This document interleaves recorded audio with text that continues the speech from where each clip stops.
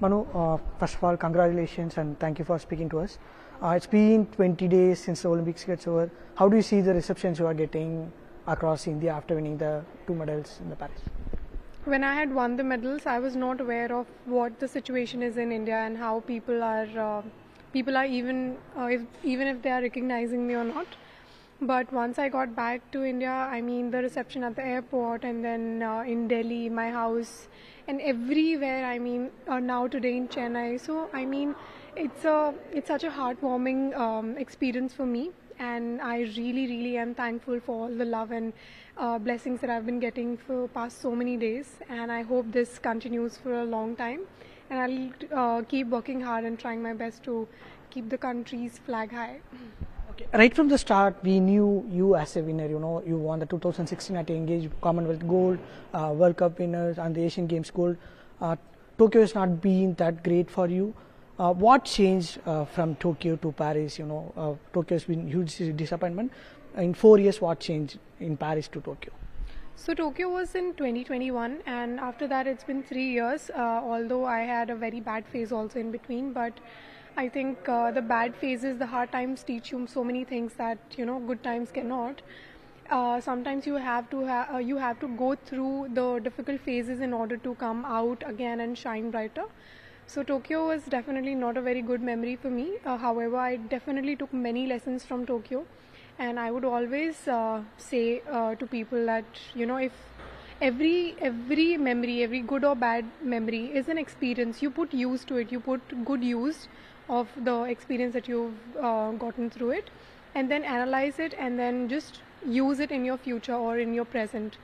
So I took lessons, and despite of the bad phases or the struggles, I think it's always good to come back, and I feel great. Is there anything you changed really after the Tokyo? In Tokyo you are the number one, world number two. There is huge expectation. Is there anything you changed for the Paris from Tokyo? Learning lesson from Tokyo. So before Tokyo, I was world number two, and the pressure was. Pressure was there this time as well. But last time around, I was very scared of what the outcome might be, and I think because of that only I tried to do better, and I think that is why I was not able to perform as good as I could have.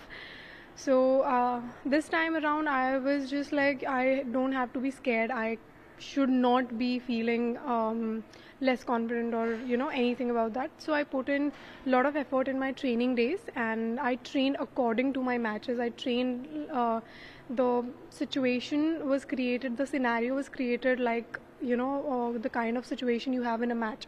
So I trained for that, and I was not scared this time around. There is no scare this time, obviously. Is there any inner voice you're telling yourself during the Paris games, when finals are going in the point differences? Is there any inner voice you're telling yourself to calm down or anything to win the medal? You perform the way you did? Yes, and I've quoted this also many times, so I'll do it again. So there's this quote in verse in Gita that तुम अपना कर्म पूरी निष्ठा से करो, और उसका मतलब उसमें उत्तेजित नहीं होते, कर्म करते समय उत्तेजित नहीं होते, अपनी पूरी निष्ठा से अपना कर्म करो, और उसका जो भी आउटकम होगा, उसका जो भी रिजल्ट होगा, वो आपके कंट्रोल में नहीं है, बस आपका कर्म आपके कंट्रोल में है. So this is the phrase that I always go by, and I try to carry myself that way also, that always just focus on your karma and not the outcome of it. If you'll give your 100% in your karma, the outcome shall be good only. There is one more point, in your redemption story, there is a space for Jaspal sir. What he has been to you, why he is so important to you when you're coming back after Tokyo? What Jaspal Rana means to you? So he has been like a godfather to me, and my shooting style, my day-to-day life, he's brought back the confidence in me, and also like how I am as a person has changed quite a bit since Tokyo. So I think overall I would say that he's not just a coach to me, but also but so much more than a coach. Yeah. And India finished with 6 medals in Paris, 1 less than Tokyo. There's been huge talk about like India has to do more, India has to win more medals. Now you've been in the sports for 8 years in the top schemes, and you know how the structure works. If you want to say three things India need to change to become more powerful in the Olympics, what it would be? So the first and foremost thing would be that taking children when they are like very young according to the sport. For example, in shooting, you take thousands of kids who are aging between 10 to 15 years old, work on their physical strength and then put them into shooting. I think like that you'll have to build a structure. For example, in gymnastics, maybe you will have to take a 4-year-old or 5-year-old and then train them in accordance to a competition level. So mostly what happens in today's time is that if the kid is inclined towards some sport, then he or she will play, and then the parents will support, and after a level, after they have reached a level, the government will start to support it. So I think we should lay more attention to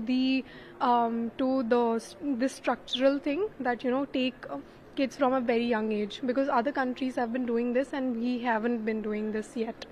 Although we are progressing and we are moving in a very good direction, but there's a lot of scope for improvement. Last question. There is talks about Haryana being the successful state for producing a lot of Olympians. Could you just take us through how sports has been part of the culture in Haryana, how sports government is doing things for players in Haryana? So I would give you an example of how I grew up in my family. So sports is like an inseparable part of our day-to-day life. It's like day-to-day life for us. So when I was a kid, we used to wrestle around with our cousins. With even my dad used to teach us how to wrestle and all. So when we were like very, very young, and then later on, like my mom took me to boxing academies, karate academies, and all, because it was like for me, I can't live without sports, and I have to do fitness and sports in order to keep myself up. So it's an inseparable part of everyone's life, and almost everyone's life in Haryana, which is why it's like it comes naturally. So when it becomes a culture, when sports becomes more like an inseparable part, it's like day-to-day life. So it becomes easier for the person also to be able to mold themselves like that and become a champion in that.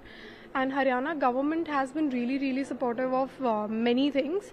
And I think that shows a very positive result also, how Haryanvi athletes have been performing well at international levels as well. But more importantly is the culture. It's the inseparable part that we have sport as our day-to-day life. Once again, thank you for speaking to us, and we wish you to win more medals in the future for India. Thank you so much.